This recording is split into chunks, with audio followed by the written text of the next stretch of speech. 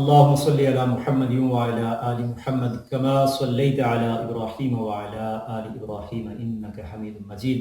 اللهم بارك على محمد وعلى آل محمد كما باركت على إبراهيم وعلى آل إبراهيم إنك حميد مجيد. أما بعد، بسم الله الرحمن الرحيم. قال النبي صلى الله عليه وسلم الدعاء مخ العبادة أو كما عليه الصلاة والسلام. سامعین زی کرام، رمضان المبارک کا جو 20واں روزہ ہے اور میں آپ کی خدمت میں حاضر ہوں. اللہ رب العزت حق بات کہنے کی توفیق عطا فرمائے اور ہم سب کو عمل پیرا ہونے کی بھی توفیق عطا فرمائے. میری اللہ سے دعا ہے کہ اللہ رب العزت رمضان کے جو باقی ایام ہیں اللہ رب العزت ہم سب کو نصیب فرمائے اور اس جہنم کے خلاصی والا جو عشرہ ہے اس کا حق ادا کرنے کی توفیق عطا فرمائے اور اللہ رب العزت ہم سب کو جہنم سے خلاصی عطا فرمائے. اللہ رب العزت ہمارے روزوں کو بھی اپنی بارگاہ میں قبول فرمائے.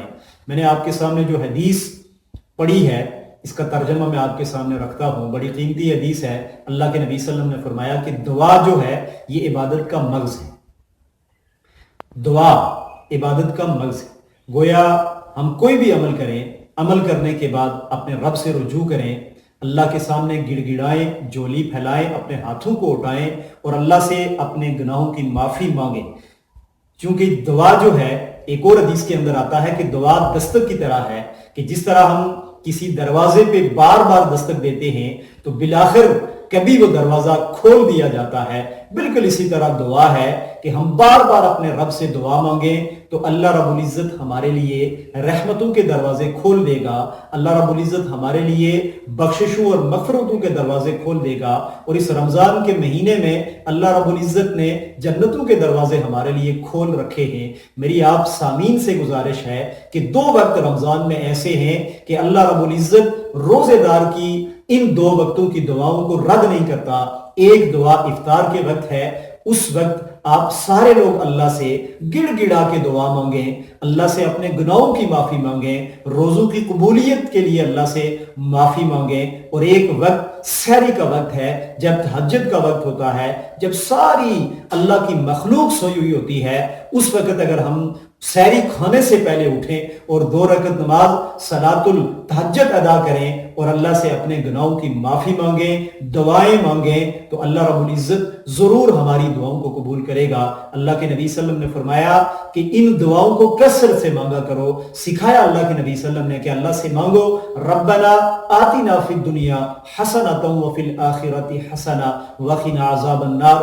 بڑی پیاری دعا ہے. اللہ کے نبی صلی اللہ علیہ وسلم نے فرمایا کہ ہر فرض نماز کے بعد اس دعا کو اپنے رب سے مانگا کرو کہ اے اللہ دنیا میں بھی بھلائی عطا فرما، اے اللہ آخرت میں بھی بھلائی عطا فرما. اسی طرح اپنے لیے بھی دعا مانگیں اور ساری انسانیت کے لیے دعا مانگیں. اللہ کے نبی صلی اللہ علیہ وسلم نے ایک اور دعا سکھائی ہے کہ اللہم اغفر للمؤمنین والمؤمنات والمسلمین والمسلمات الاحیاء منہم والاموات. اس دعا کو بھی ہم کثرت سے مانگیں. اور رمضان کا جو 3را عشرہ ہے جو جہنم سے خلاصی کا عشرہ ہے، اس کی اپنی ایک دعا ہے، اس کو بھی ہم ہر نماز کے بعد اللہ سے مانگیں کہ اللہم اجرنا من النار، اللہم اجرنا من النار. اس دعا کا بھی ہم کثرت سے ورد کریں اور درد دل سے مانگیں، زبان سے بھی اقرار کریں اور دل سے اس کی تصدیق کریں، دل سے دعائیں نکلیں کہ اللہ ہمیں جہنم کی آگ سے بچا.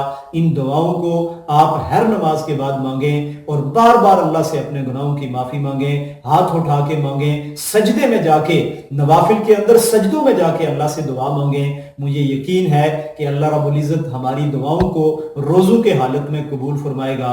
اللہ رب العزت ہمیں دعا مانگنے کی، اداب کے ساتھ دعا مانگنے کی، سلیقے کے ساتھ دعا مانگنے کی توفیق عطا فرمائے. وما علینا